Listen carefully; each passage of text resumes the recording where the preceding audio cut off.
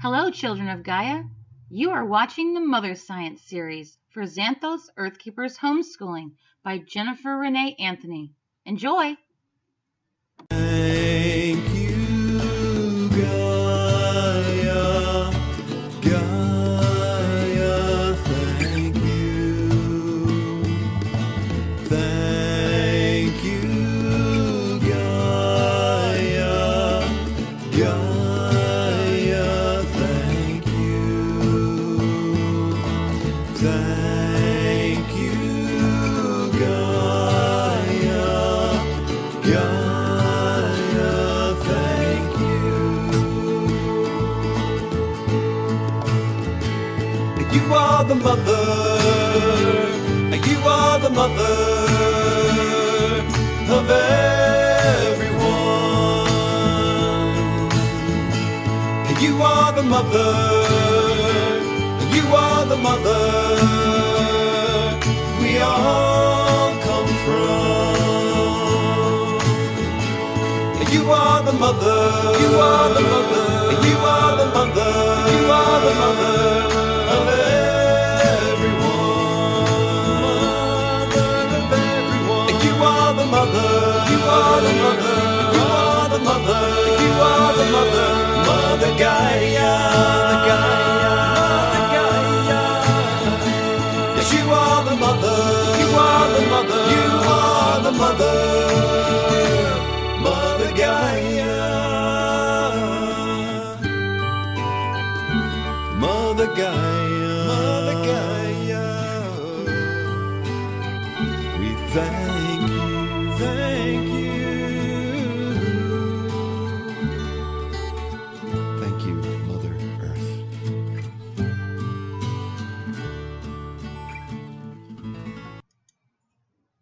Hello, children of Gaia. This is your last Mother Science lesson for the spring season. For your summer season, you'll be learning about temples of nature, the Xanthos 9 Wonders of North America by my husband, Ian Anthony. But for now, let's finish up this last Mother Science lesson. In a previous Mother Science lesson, you learned about the Xanthos Gaia Kundalini meditation and chakra system, and have hopefully started practicing it. If so, I think you're ready for this Mother Science lesson, which you will learn about the healing power of sound and art. Every day after your meditation, you can balance your energy centers with sound vibrations. Many people like to meditate on a mantra, a sound that helps to slow down the excessive traffic of thoughts in your head. When you do this, you feel certain that your entire being is balanced. It's more than just a hope or an idea. It's a very strong, clearly identifiable wave of subtle calmness that moves throughout and over the body. It offers a feeling of well-being that stays with you for the rest of the day. In their simplest form, sounds are waves or vibrations that ripple through the air and provide human beings with one of the most effective and vital ways we have of communicating with the nervous systems of other creatures, including other people. The nervous system controls the body as it receives information from the brain, essentially telling separate parts of the body how to react in a given situation. For example, when you hear the sound of an alarm, your whole body reacts in seconds to perceive a threat. A variation of this same sound can send a signal to the brain that makes you feel excited. Everything in existence vibrates, and so we are surrounded by sound all the time. This ancient science of sound healing is re-emerging as quantum physics continues to discover its value as energy medicine, or as I like to call it, Chai or Shakti medicine. Because our body is made of approximately 70% water, it's a natural superconductor for sound waves, which travel at the sound speed of 1,500 meters per second. The cellular fluid within each of our cells is stimulated with the sound vibration, so our whole body is receiving the sound wave vibrations. As more and more scientists are discovering, the entire universe is composed of vibrations and frequencies. Here's a cool quote from Nikola Tesla. Our entire biological system, the brain and the earth itself, work on the same frequency. This frequency is called Schumann resonance, or the earth's heartbeat or pulse. And we can't talk about sound without talking about music. Throughout our entire human existence, music has had the power to transform us spiritually and physically. Native Americans have used music and chanting as a way to treat and protect against disease. Since ancient times, music has been recognized for its therapeutic value. Greek physicians used flutes, lyres, and zithers to heal their patients. They used vibration to aid in digestion, treat mental disturbance, and induce sleep. Aristotle, in his famous book, De Anima, wrote that flute music could arouse strong emotions and purify the soul. Ancient Egyptians described musical incantations for healing the sick. And today we're discovering how we too can use music to heal, repair, and protect against disease. Be careful though. Sound is a powerful force that, along with being able to bring a sense of peace and well-being, can make human beings love, cry, and in some cases even kill. On that note, let's watch a couple of these videos on the healing power of sound, and then we'll talk about art. And before we begin, we are going to get you prepared for a very special adventure.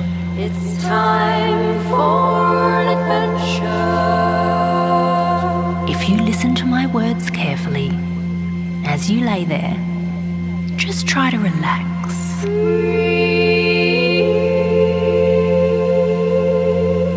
And follow along with my words.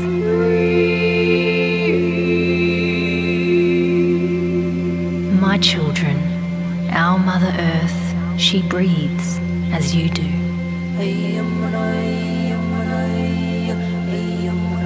Our Mother Earth feels as you do. For without nourishment, all life withers. Each one of you contribute. Do not think that what you contribute is nothing. For an avalanche starts with but a small stone. As you can heal one another, so can you heal our great Mother Earth.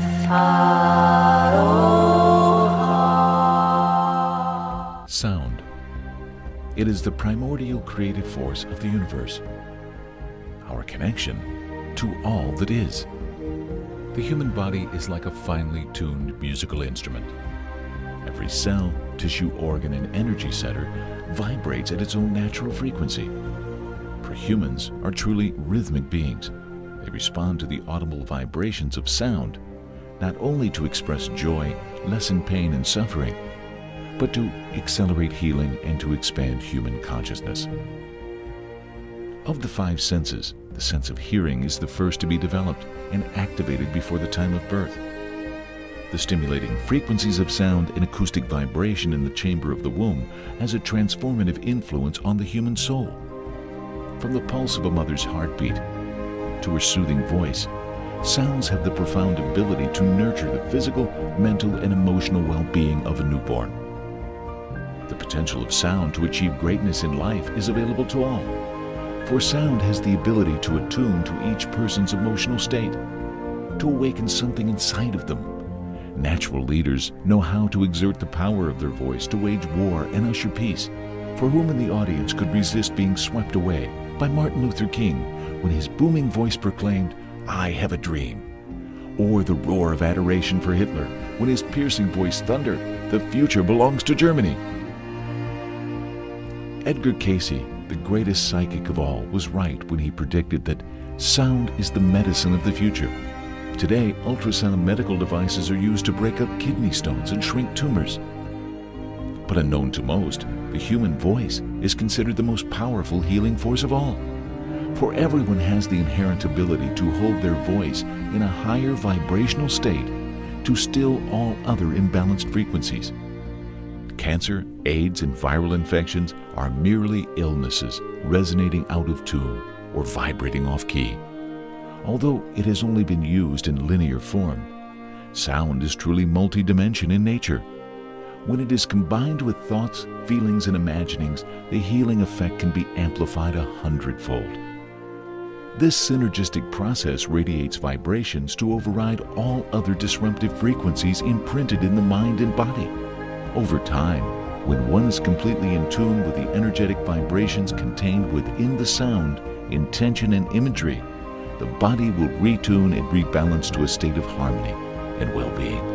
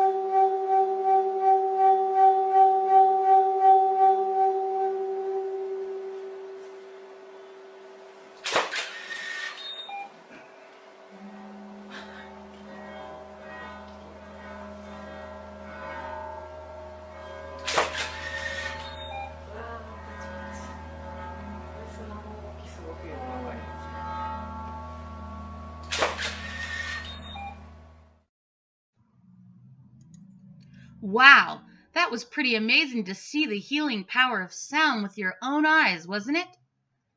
As you can see, numbers, colors, sounds, earth elements, and all our senses have a profound ability to affect us in so many ways. People put all these together to form works of art and are often used in advertisements and entertainment. Have you noticed that art is in the word earth? Healing art that I like are mandalas and yantras, but there are lots more forms of art. Since the first cave paintings, we humans have found creative ways to express ourselves with art. We naturally draw, paint, and doodle to capture thoughts and feelings. Art has also been used throughout history for healing. Studies show that it creates brainwave patterns that enhance the automatic nervous system, hormonal balance, and brain neurotransmitters. While doing artistic expressive art, the body's physiology shifts from stressed to serene. The same goes for children. It's often easier to talk about pictures than about themselves or their feelings, grief, anger, shame. Drawing and painting allow you to express difficult feelings or to disclose what you might not want to share verbally. Your artistic expression can give you a clear sense of your inner struggles, an insight that will help your parent help you. Drawing also increases your awareness of your inner world and creates a window onto that landscape. The earth is your canvas. Art can be a launching point for conversations that reveal other people's thinking about the world around them. The creative arts are the measure and reflection of our civilization. They offer many people an opportunity to see life with a larger perspective. The moral values we treasure are reflected in the beauty and truth that is emotionally transmitted through the arts. The arts say something about how we perceive our own lives and the world we live in, and sharing it with future generations. But we can't talk about art without talking about the 9 muses, can we? After all, this is Mother Science Lesson 9. The muses are the 9 daughters of Zeus and Mnemosyne. You learned about Mnemosyne, the mother of the muses, in Mother Science Lesson 4 on numerology and sacred geometry. She is the goddess of memory, so it shouldn't surprise us that she is also the mother of the goddesses of art and creativity. These goddesses are known as the 9 muses. We can even see how these myths, which I believe are based off true stories, have had an influence on our language. For instance, look at the words music and amusing. Aha! Do you see it yet? Music and amusing. How clever is that? Okay, now you can finish this lesson by watching these last videos. I sincerely hope you've enjoyed the Xanthos Earthkeepers Mother Science series, and I'm really looking forward to next year and hope you are too. Thanks for watching. Hello there, myth and history lovers. This is Mr. P of Mr. P's Mythopedia here, and today we're going to dive into some Greek mythology that is near and dear to my heart because of what it symbolizes. As a teacher, a writer, and as someone who loves to come up with crazy new ideas, the concept of creativity, imagination, and developing new things to put out into the world for others to enjoy and learn from is one that I take pretty seriously. There is really nothing better than being inspired to create new and amazing things. At some point, everyone has had that spark of thought, where an idea comes into your mind and allows you to see something that doesn't exist yet, but that could exist if you gave it life. Usually at weird moments, too. You could be sitting there doing something completely not related to anything when inspiration strikes and you have an amazing idea that you can visualize. Artists throughout history have created this way, coming up with the seeds of their masterpieces for paintings, literature, music, dance, poetry, on and on and on, in hundreds of different art forms. Even mechanics, inventors, carpenters, and other people you might not consider artists have these sparks that lead them to come up with world-shaking, cool ideas that change the lives of millions. The ancient Greeks had a really awesome idea of where all those bursts of unexpected creativity came from. As with almost everything else in their religion, the stuff we today call mythology, They believed that gods and spirits could give you those ideas and urge you on to create, develop, and invent. They called these spirits the Musai, or the Muses, and saw them as 9 sisters of divine inspiration, and truly believed that every artist of their day drew their gifts from the guidance the sisters gave. That's a pretty amazing idea when you think of it. Supernatural beings placing those little seeds of imagination in your head and letting your mind do the rest. Musicians, architects, dancers, painters, writers, all of them were given creative mojo by the Muses to give us beautiful buildings, artwork, and stories the Greeks left behind for us to check out. So, who are these Muses? Well, all 9 of them were daughters of Zeus, the king of the Olympian gods, and a Titaness, one of the older generations of the gods, kind of the gods before the gods, a girl by the name of Mnemosyne. Mnemosyne was the Titaness of memory, so it makes sense that between Zeus's powerful personality and Mnemosyne's talents, the sisters would turn out pretty special. Add to that the fact that the beautiful young and immortal ladies would also have the best teacher ever to get them ready for their careers as divine inspiration givers, the god Apollo, who on top of being in charge of the sun, was also the god of music, prophecy, and the arts. Let's take a look at each muse briefly and check out what art form each was all about. Number 1, we have Calliope. Calliope was the muse of epic poetry, such as the very Greek myths and legends that millions upon millions have read over the centuries. Any great stories in those days were usually written and performed as poetry, so if you wanted to write an amazing one, Calliope was the one you hoped for help from. Calliope was usually seen with a writing tablet and a lyre or harp. No big surprise there. Perfect instruments for getting that done. With number 2, we have Clio, the muse of history. You maybe wouldn't think of Clio's art form as art today, but as a teacher of her subject, I can tell you that history is indeed an art. It needs to be explained with gritty details, and told with stories, and shown visually so that students can understand how it all went down. And that takes a serious bit of inspiration, believe it or not. Unsurprisingly, Clio was always seen with scrolls and books, where history tends to be written down for all to experience. Up next, the 3rd muse on our list, Euterpe, the muse of music, song, and lyric poetry. Euterpe was the musician of the bunch. Need an amazing melody for a song, or need to know which instruments would go perfect together in a new piece you're writing? Need to write fantastic lyrics to make your song meaningful and personal? As a divine musician, you could ask Euterpe, who is often shown holding an aulos, an ancient Greek musical instrument sort of like a flute, or sometimes even the panpipes. That song would be one to break the charts in ancient times or now. 4th, we have Erato, the muse of love poetry.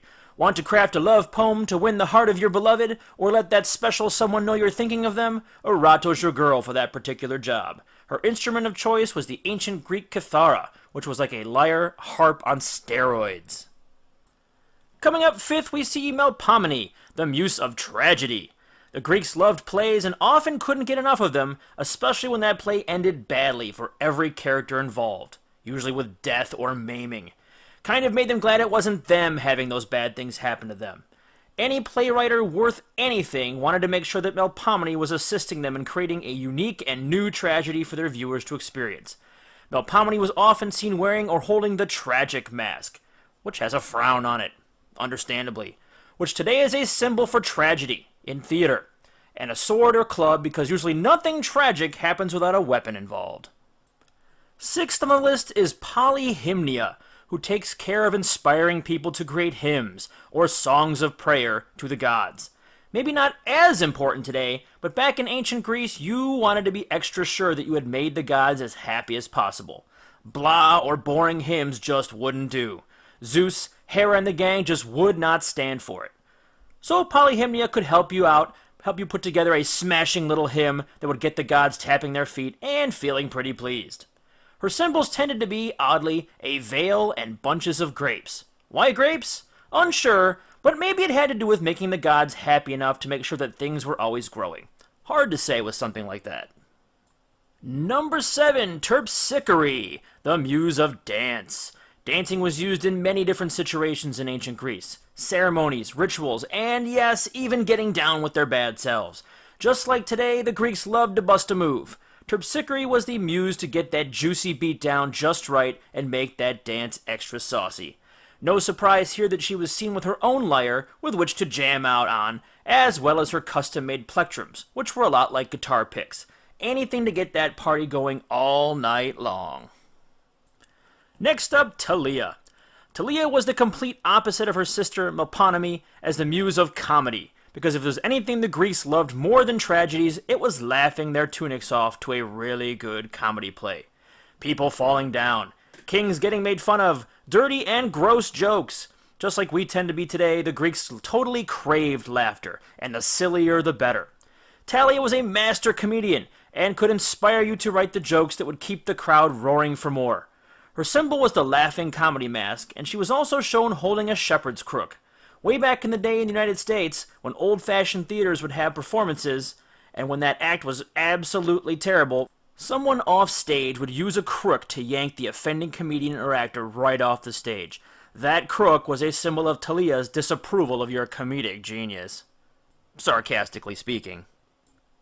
Last but certainly not least, we have Urania, the muse of astronomy. Astronomy? How in the heck is that an art form? Well, you have to remember that the Greeks held a lot of beliefs in telling the future based on what stars were in the sky at specific times of the year. Today we call that astrology, where you look at your horoscope in the newspaper or online, and it tells you what's going to happen to you. Well, all of those star signs, like Gemini and Taurus and Pisces, to name a few, were constellations that the Greeks looked at to do that future telling. Astronomy was important if you wanted to accurately predict somebody's future. You had to be able to read the stars so as not to make mistakes, so you could say it was an art form, at least back then. Some people still swear by the astrology as a way to predict what might happen in a person's life today based on Urania's ancient work. Her symbols, not surprisingly, were the globe and the compass. So there you have it, the 9 sisters of divine inspiration as they were in ancient Greek mythology. You might be wondering, where were the muses for things such as painting, sculpting, architecture, and other obvious art forms? Where are they? Well, even if there weren't specific muses who covered those areas, the Greeks believed that the sisters granted people who were into those arts special blessings to do them well in. And it was said that anyone who excelled in any kind of arts carried a musa. All arts across the board were known as musicae, and even if you didn't have an individual muse helping you out, their powers of inspiration covered all the bases for all arts everywhere across the board. Even philosophy, the art of thinking and understanding the world, was considered covered by the muses. So the next time you get a wickedly awesome and outstandingly creative idea to make something happen, to sketch something that pops into your head, to write down a story idea that seems to appear out of nowhere in your mind, or record some lyrics that you think up while playing your air guitar, or any other fantastic ideas that materialize when you're just sitting there in some boring random spot doing nothing, totally thank the muses. Write or sketch that stuff down and follow that path of creativity and inspiration to make something truly amazing happen. You never know where it might just take you. Dare to follow those sparks when they hit, and you could change the world, all thanks to a little push from the divine sisters of inspiration.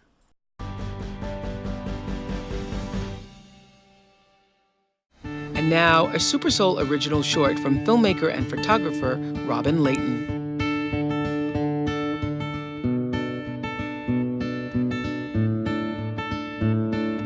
My name is Katie Daisy, and I'm an illustrator living in Bend, Oregon. Art is magic. It has the ability to change lives through color, message, and imagery. I illustrate letter forms because I can take simple, everyday shapes and turn them into something beautiful.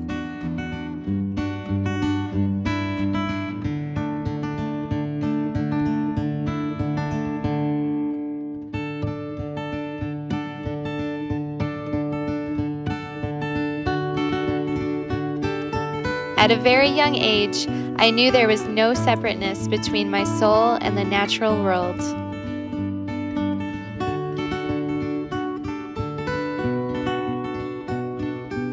I would spend hours wading through the creek, gazing at the clouds, and dreaming among the wildflowers. Nature is absolutely essential to my well-being and to my art.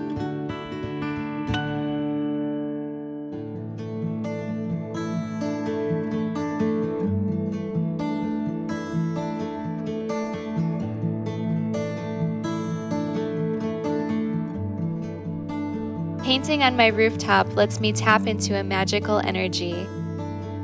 Getting those last few hours of sun as I finish up a piece gives it a beautiful vibrancy that can only come from light. I usually start painting in my studio around nightfall. There's a quietness that blankets the earth. It helps me to hear and uncover what needs to be expressed.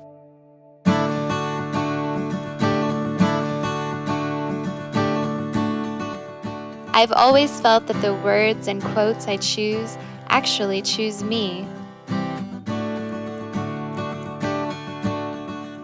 Art is a visible means of communicating the true self, the soul, the essence of life with anyone who encounters it.